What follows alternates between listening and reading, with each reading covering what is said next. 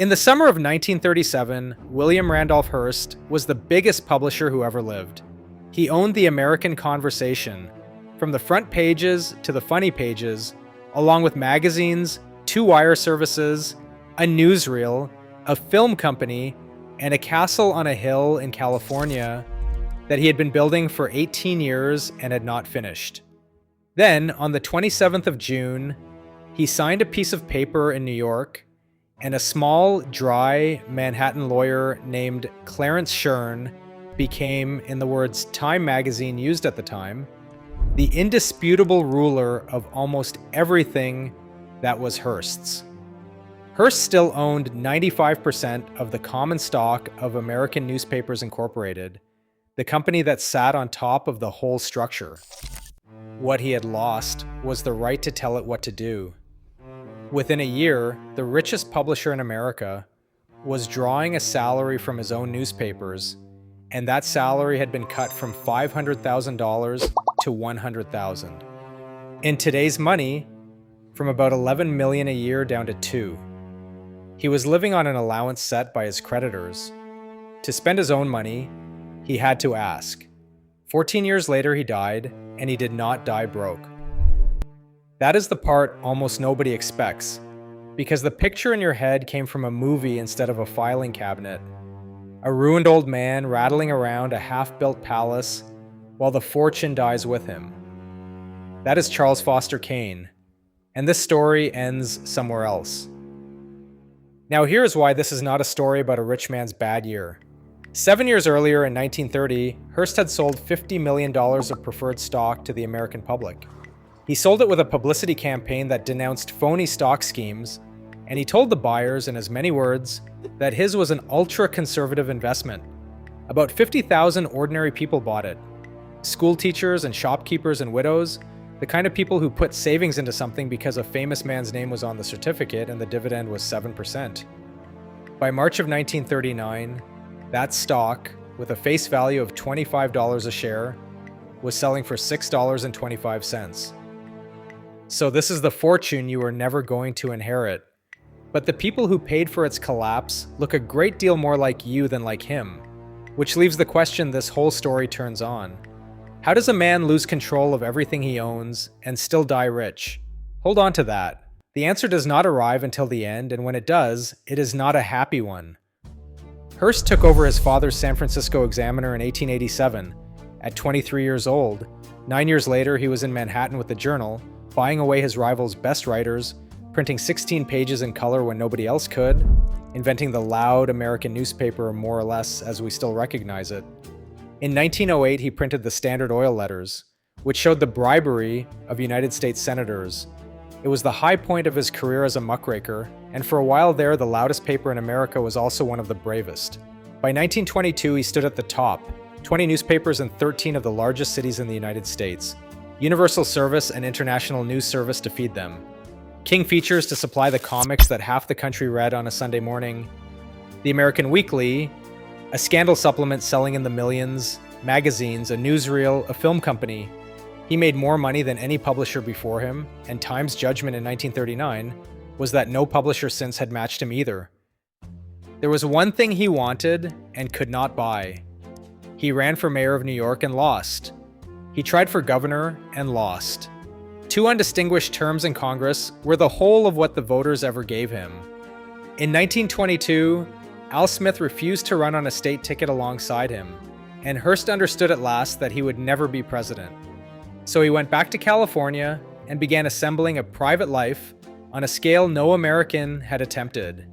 And it is worth saying before we go further that the man was not a fool, and his businesses were sound. In 1936, Good Housekeeping alone turned an operating profit of $3,800,000. The American Weekly had the best year in its history that same year. Hold on to that, because it is the entire problem. The borrowing started in 1924, not with care. Time's description, written while it was happening, is that he began borrowing hard against his newspapers and his real estate, carelessly scrawling his signature as further security for the debts. Read that again. Not the company's signature, his own. He was signing in his own name for corporate paper. by 1930, banks had floated $60 million worth of bonds and mortgages guaranteed by William Randolph Hearst himself. $60 million in 1930, resting on one man's name. Measured against consumer prices, that is a little over $1 billion in today's money. Then the market crashed and he was strapped again, and so he did the thing that turned a private problem into 50,000 other people's problem.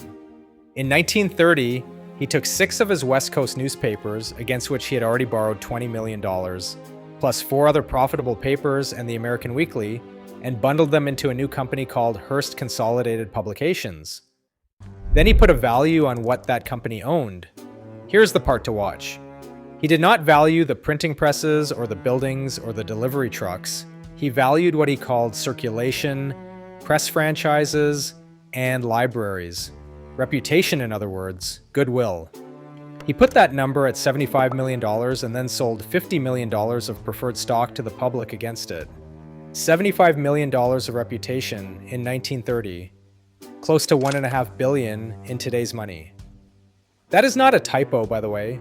He wrote down a number for the value of his own name and then sold shares against the number. And for 7.5 years, it worked. The preferred stockholders got their 7% quarter after quarter right on time. It looked like the ultra-conservative investment he had promised them. Now look at what was moving in the other direction across those same years. Hearst took more than $12 million out of Hearst Consolidated in common stock dividends. The company's newspapers, the ones the public now part-owned, paid $2 million a year to King Features for the comics and columns they ran.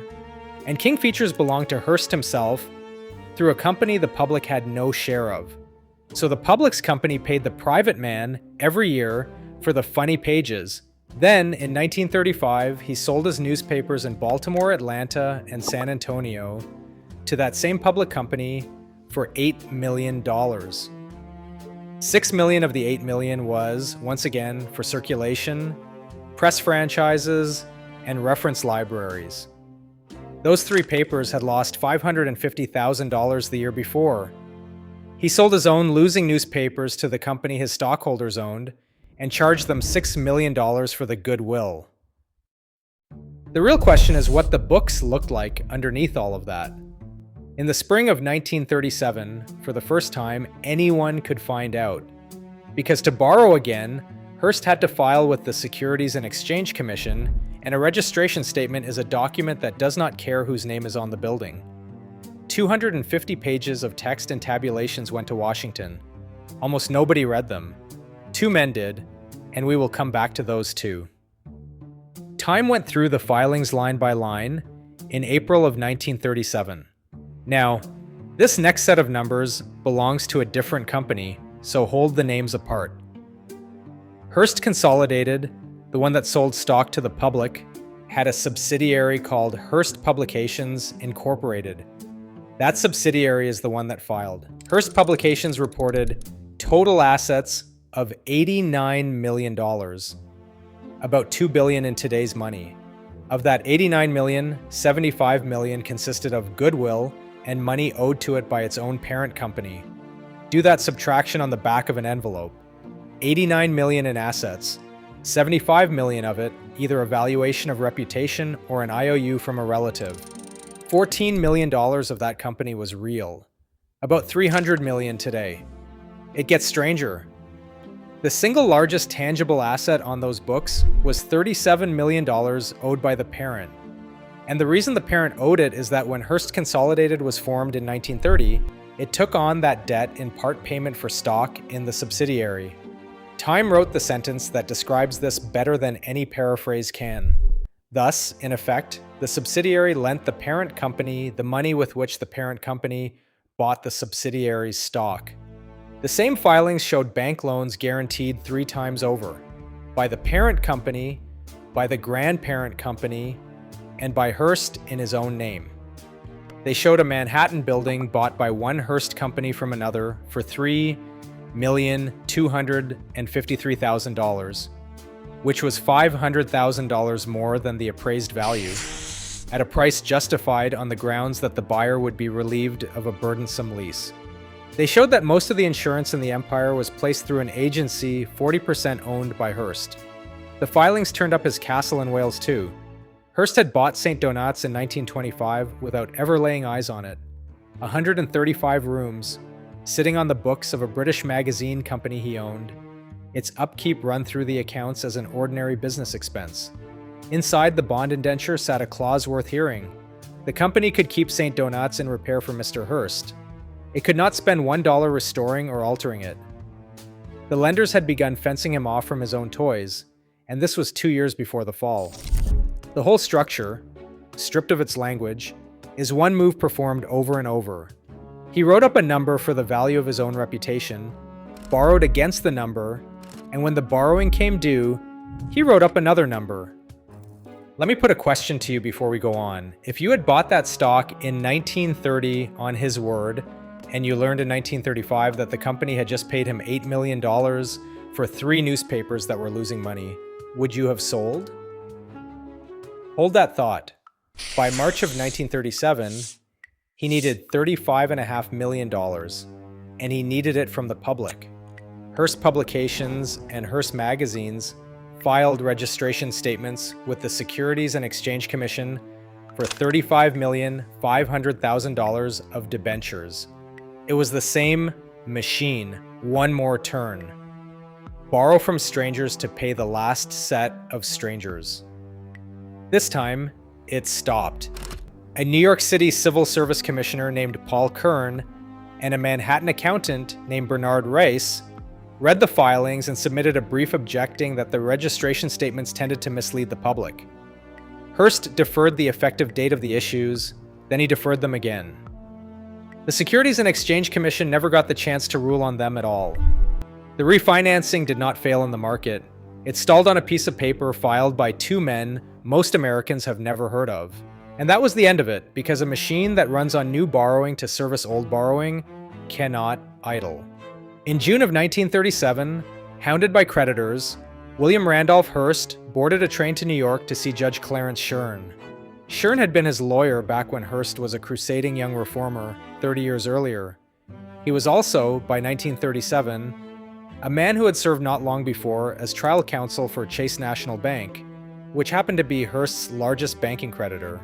Whatever else that meeting was, it was a man walking into a room where the bank already had a chair. On June 23rd, his beloved New York American folded. 4 days later, on June 27th, he signed. What Shern told him afterward is on the record, and it is the coldest sentence in this story. Hearst would live on whatever allowance could be spared from his creditors. Then the empire began coming apart in public. The salary went first. 7 radio stations were sold for $1,215,000. Papers in Rochester and Omaha were junked. The Washington Times was leased away. Universal Service was folded into International News Service. Together, that plugged a drain of close to $5 million a year.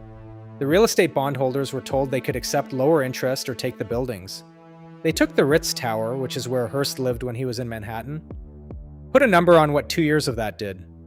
In 1935, the whole of the Hearst properties had been valued at $200 million, close to $5 billion in today's money, and Time, which printed that figure, attached a parenthesis to it. Estimated, the magazine wrote, with rather too much generosity. By the spring of 1939, the same reporting said that valuation had been reduced to a fraction of the figure. Both halves of that sentence are Times, and the honest reading is that nobody, including the people holding the paper, had ever known what the empire was worth, because so much of it had only ever been a number he wrote down about himself. Out in California, a mortgage sat on San Simeon. It was held by Harry Chandler, who owned the Los Angeles Times, which is to say by his direct competitor. Hearst had borrowed $600,000 against his own castle, and the reason recorded at the time was spending money. In February of 1939, Chandler agreed to extend that mortgage rather than embarrass a strapped debtor. Hearst did not make that request. He was not in Los Angeles. Somebody else asked on his behalf. You would think a man would make that call himself. He no longer could.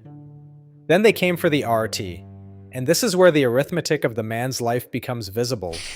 Time summed up 47 years of collecting in one sentence in 1939.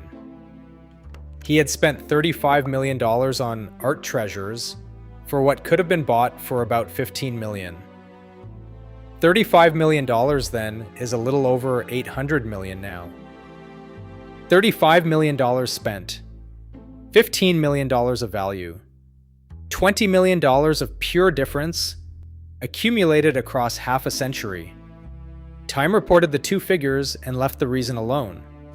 So here is the plain mechanical explanation. On most of what he wanted, he was the only serious bidder in the room, and a man bidding against himself pays whatever he feels like paying. The collection had no complete catalog anywhere outside his own memory. It filled 5 warehouses. In a square block building in the Bronx, alongside armor and mummies, sat a 12th century Spanish monastery, taken apart and packed into 10,000 boxes. He had bought a monastery and never unpacked it. In March of 1938, at almost 75 years old and, as the reporting of the day put it, busy putting his affairs in order, Hearst decided to sell or otherwise dispose of at least 2/3 of all of it. His agent, a Manhattan dealer named McDermott Parrish Watson, had been working for 3 months and had not come close to finishing the catalog. Hearst's own newspapers announced that their proprietor intended to share his art with the nation. By March of 1939, the treasures had been knocked down for $708,846. By 1941, what remained went on sale on the 5th floor of Gimbel's department store at Herald Square in Manhattan. In cooperation with Saks Fifth Avenue and under the direction of Hammer Galleries, they printed a catalog for it that ran 334 pages, one of the great private art collections in America, sold off a department store floor to whoever walked in from the sidewalk. And on the hill at San Simeon, the work stopped. Hearst told his architect, Julia Morgan, to stop. According to Victoria Kastner, the castle's own curator, the Great Ballroom that was meant to join the north and south wings into one building was never constructed at all. The upper stories of the north wing were never finished. 2 more guest cottages, an English one and a Chinese one, existed as drawings and stage drawings. Kastner puts the total spent on the place across 28 years at under $10 million, and notes that no exact figure is knowable, because Hearst drew the money out through his companies as he went. Julia Morgan's fee, for 20 years of work on the largest house she ever built, came to $70,755. The humiliation had reached Broadway by then. Jimmy Durante was singing a number in which Mr. Hearst tries to sell him a paper, and he answers that he will buy a paper from Hearst if Hearst will buy a pencil from him. Here's the picture at the end of it, from that same Time report in 1939. At 75 years old, in a castle mortgaged to his rival, William Randolph Hearst still dined celebrities from silver plate in medieval splendor on an allowance from Judge Shern. Time's verdict on the man was that the bad boy of American journalism had become a hired editorial writer who had taken a salary cut. And the worst year was still ahead of him. Every publisher in the country had a bad 1938, and a man with no slack has no way to absorb a bad year. The price of newsprint went from $42.50 a ton to $50, which added $5 million to what the Hearst papers owed the paper mills. Advertising revenue dropped 25%, about $10 million a year gone. Circulation fell with it. Across the chain, daily circulation went from 5,153,000 in 1936 to 4,368,000 2 years later. Close to 800,000 readers walked away in 24 months. In June of 1938, Hearst Consolidated could not pay its dividend and passed it. Remember who that dividend belonged to. 50,000 people who had been sold an ultra-conservative investment. They had been paid for 7.5 years without a miss, and now the payment stopped. The company passed it again and again. And here is where the story comes closer to ending than at any other moment, including the day he signed. Written into that stock was a protection for the people who bought it. If Hearst Consolidated missed 4 dividend payments in a row, control of the best newspaper properties Hearst owned would pass out of the hands of Hearst's men and into the hands of the stockholders. By March of 1939, 3 had been missed. Dividends stood $2,625,000 in arrears. The 4th payment, $875,000 was due on the 15th. A stockholders committee had gathered 30,000 shares of proxies and was waiting to vote in a new set of directors the moment that fourth dividend was passed. On that committee sat George Seldes, a journalist who had built a career on documenting just what Hearst had done to American newspapers.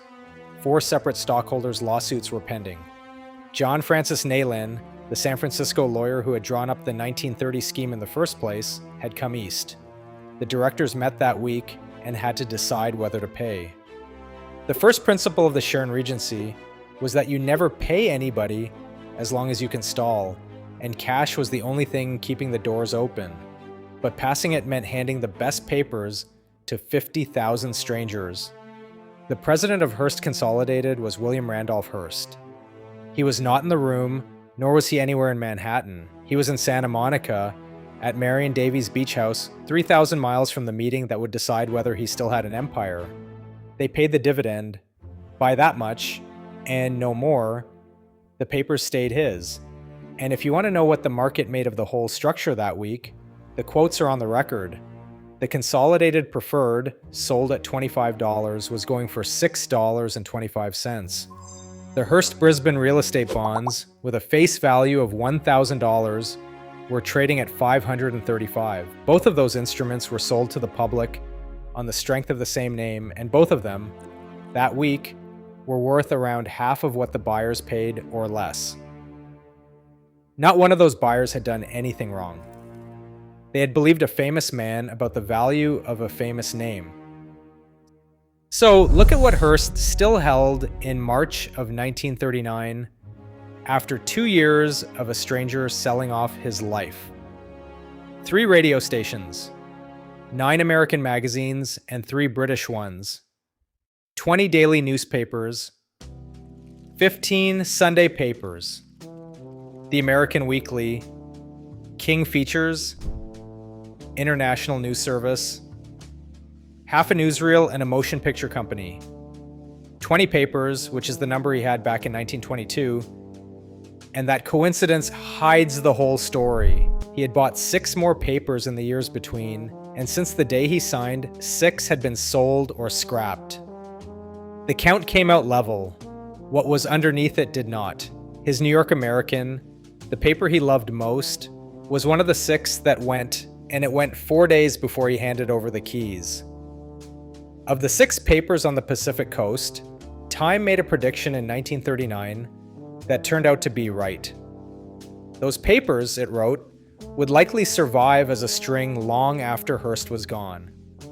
There was one more piece of help, and it belongs here, in the debt and nowhere else.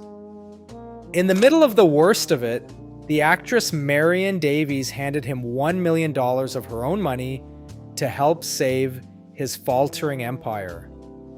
Time reported that figure in 1951, and it is the only number in the story that came from affection rather than arithmetic. The salvage worked because for the first time in 50 years, the papers were run by people who were allowed to say no.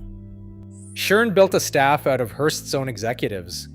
Thomas White, Harry Bittner, Richard Berlin over the magazines, Joseph Connolly over the features and the wire service, Martin Huberth on real estate, and William Randolph Hearst Jr., described in the reporting of the day as the ablest of the sons, to speak for the family.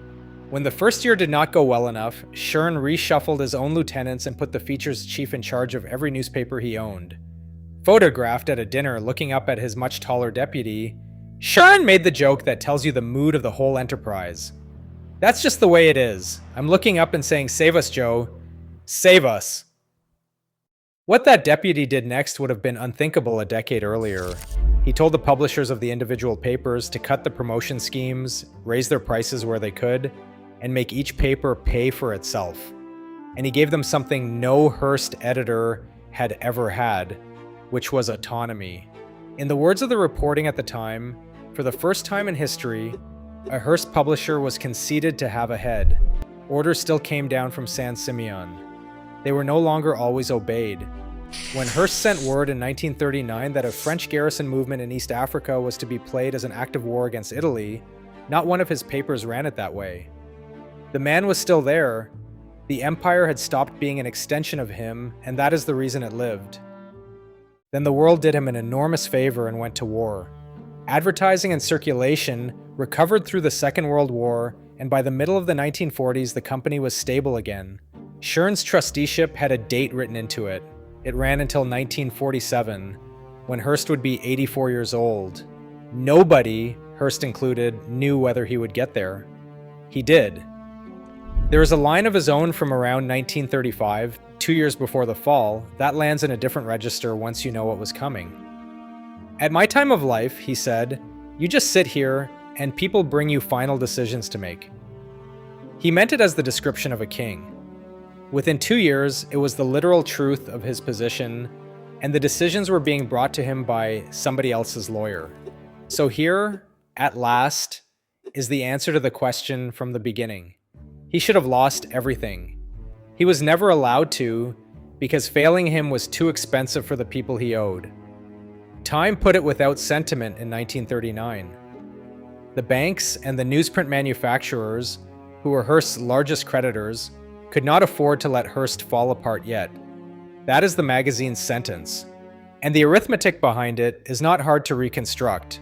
A forced liquidation in 1938 would have meant selling 20 newspapers into a depression market with almost no buyers for newspapers. Keeping him breathing and squeezing him by inches was worth more to his creditors than shutting him down. The empire survived on their balance sheets, not on his genius. There is a second reason, and it is the sentence that explains the whole of this.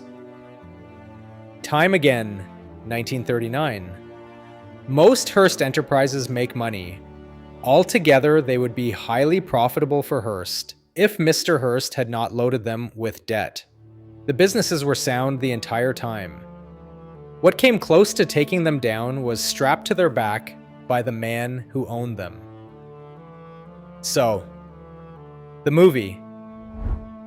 In Citizen Kane, Charles Foster Kane dies alone in a decaying, half-finished palace, and the fortune dies with him. It is a magnificent film, and it is the reason the ruined story is the one that stuck. William Randolph Hearst died in 1951 with his newspapers still printing.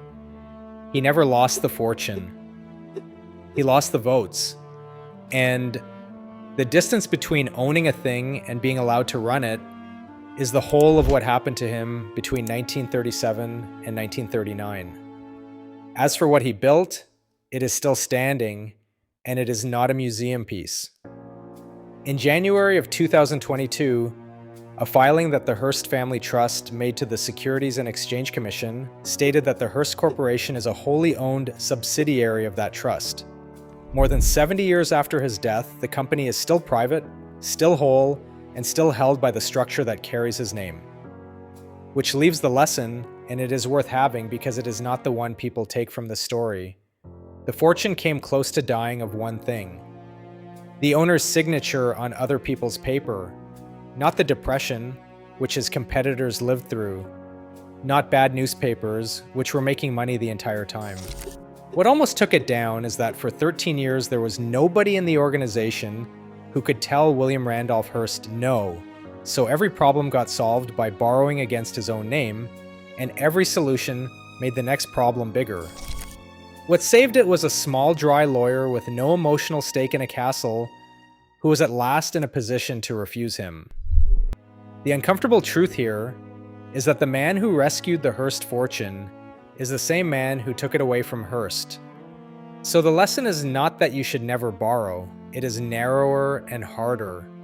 The person who cannot say no to you should never be the person guarding your money. The Vanderbilts never had one. Neither did the Woolworths. Hearst got one late and against his will, and it is the reason there is still a Hearst Corporation to talk about. And up on the hill at San Simeon, the ballroom that was supposed to join the two halves of the house was never built. The north wing still stops partway up. The drawings for the last two cottages are still drawings. Hearst went back for the last time in May of 1947 and left the house in the state the money had left it in. A sentence that stopped in the middle and never got its ending. He died rich. The castle never got finished. Those are the same fact.